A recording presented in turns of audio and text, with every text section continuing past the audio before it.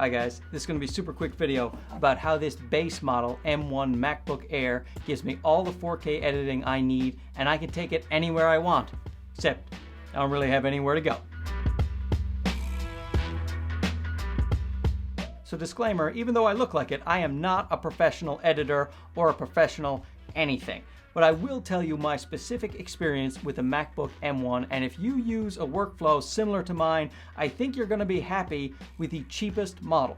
There seems to be a lot of these videos floating around YouTube, what you can or can't do with the base model, so I'll tell you what I do and that I'm having no issues whatsoever. I'm almost exclusively a Final Cut editor. I also will use DaVinci Resolve at times, and I have found no problems with either. I usually take files from my Panasonic GH5, the 4K 10-bit 422. I'm not some kind of chump that uses 8-bit, am I right? But I did find these files difficult to edit on my previous MacBook. I had a MacBook Pro 2020, the one they released 6 months before the M1 version came up. So I just traded that in. I did that Phobio that we have in Canada and the US, the Apple trade-in program, and they gave me back $1,200 Canadian for the MacBook Pro I sent in. That almost covered the cost Canadian of the base model MacBook Air, so I was pretty happy with that to give this thing a try. I went with the base model because really this is sort of the family laptop. I have a heavy-duty 2019 iMac that is almost totally spec'd out. That's what I do most of my editing on, and I figured if I wasn't able to do my regular editing on this MacBook Air, so be it, I'll just keep my regular workflow. But to my surprise, this $1,000 USD MacBook Air is competing, if not equaling,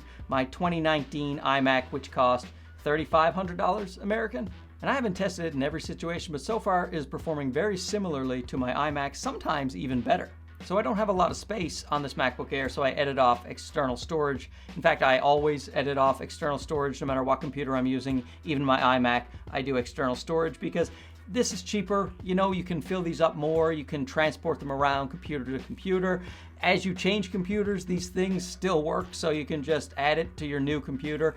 To me, it makes a lot more sense than upgrading the space in your computer. Now that being said, you need a fast drive if you want to do some heavy-duty editing. This is the Samsung T7. Now I got the T7 because even though it's a bit overkill for my iMac, the T5 on my iMac edits just fine. But the problem with the MacBook Air, and this is out there on YouTube, you can look it up, the read and write speeds of an external hard drive are actually slower on the M1 MacBooks, which is disappointing, so I'm hoping Apple will be able to come out with a software update that addresses this issue. But for now, if you plug in your Samsung T5 to your MacBook Air, your M1, it's going to be slower than if you plugged it into, say, my 2019 iMac. And in fact, I have the numbers for that right now. So on the 2119 iMac, the T5 got a write speed of 478 megabytes per second and a read speed of 519 megabytes per second, which is pretty in line with what Samsung advertises the T5 can do. Whereas the MacBook M1 got a 318 megabytes per second write speed and a 384 megabytes per second read speed with the T5, which is quite a bit slower. So when I went to get a hard drive for this thing, I got the faster T7, which actually wasn't that much difference in price from the T5. And the T7 on the 2019 iMac got 852 megabytes per second write speed and a read speed of 896 megabytes per second, which is fantastic. The MacBook Air again fared worse with 538 megabytes per second of write speed and 681 megabytes per second of read speed. But the thing is, that is fast enough for my workflow. The maximum my cameras allow me to shoot is 4K 60p, and that edits just fine. Like I say, the 422 10-bit files editing smoothly. I'll show you. So here you can see I have multiple clips of 10-bit 422 footage. I also have A7 III footage mixed in. All of these are in the MP4 container. I also edit on ProRes sometimes when I record from my Atomos Ninja 5, but the thing is that works very smoothly because ProRes is actually easier to edit than the MP4s that are coming straight off the SD cards. But these ones are straight from the cameras themselves, from the GH5 and the Sony A7 III. Just popped in their SD cards and unloaded them. And I have zero problems, as you can see. I'm scrubbing around the timeline, no issue whatsoever. And the only time I get a problem is when I have stacked 4 10-bit 422 files on top of each other with a color grade, with LUTs put on, and 4 lines of text as well. Then I get some stuttering. But the thing is, on my 2019 Mac, I get the exact same stuttering when you have this many huge files just stacked on top of one another. But now if I render those files, you will see that the playback is totally smooth.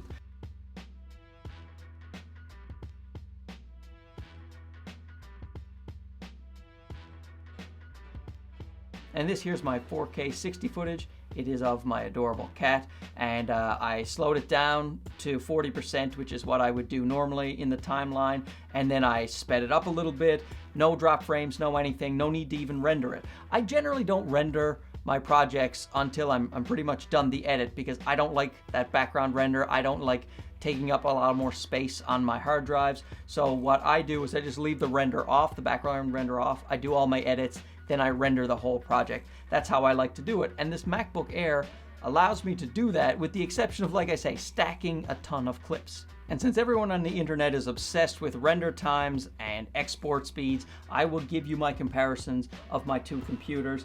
And I had a project that was 2 gigs and it was 6 minutes and 40 seconds long.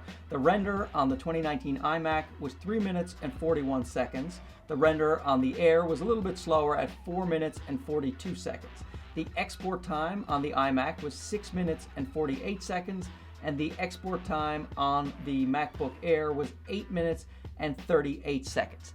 Now, maybe you're saying, yeah, but you're editing off an external drive. If you just did the internal drives, then this would be faster, and you would be right, but not in a way that makes any big difference to me. I did a project, I put the projects on the internal drives of each computer, and then I have numbers for that as well. This is a separate project. The render times for this particular project on the iMac was 6 minutes and 50 seconds. The render time on the Air was faster, 5 minutes and 57 seconds.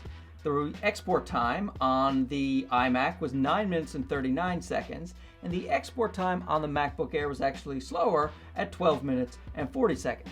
Very interesting, but the fact is, the times are pretty close to a very expensive 2019 iMac computer that I use as my editing workhorse. I love that computer, and I still use it for its big screen, but the fact that this thing competes with it at all makes 0 sense. The render time and the export times that people are obsessed with, they don't make that much difference to me, because I press render or export, then I go away and I get a cup of coffee, or I do whatever. I do other things. I don't just sit there in front of the computer, and I don't have to do multiple projects in a day, so it's not that big of a deal for me. What's a big deal is whether or not I can actually do the work. And every other laptop before I got this one, I was unable to edit these heavy-duty files like that. They would stall, they would stutter, the Final Cut program would just crash on me, and the idea that this can just, look at this is my entire editing suite. Look, it was missing a wire, but this is it. Imagine the joy. I could be just sitting there, in Starbucks, just, impressing the ladies. They're like, hey, what are you doing? Making a video for YouTube, huh? Wow. I'm actually married, and I never impress anyone, including my wife. So there's a lot of debate over whether you get the 8 gigs or the 16 gigs of RAM. I just went with the 8 gigs because, like I said, I had a backup plan anyway, so it didn't matter to me. So I was pleasantly surprised to see that I don't need the 16 gigs of RAM, at least thus far. Maybe when they release a 16K camera by Sony tomorrow, I won't be able to edit that. But so far, with all my gear, this works just fine for me. Oh, and the battery life on this thing, everyone loves it for good reason. It is fantastic. I can edit for hours on the battery alone. You know what? At that Starbucks, I could close that place down when it opens up, that is. So I hope me displaying my workflow has helped you in some way. If it did, give it the old thumbs up, and please consider subscribing. Thanks for watching, everybody. See you again soon. Bye-bye. It was the pink and green lights that made the video, wasn't it? Yeah.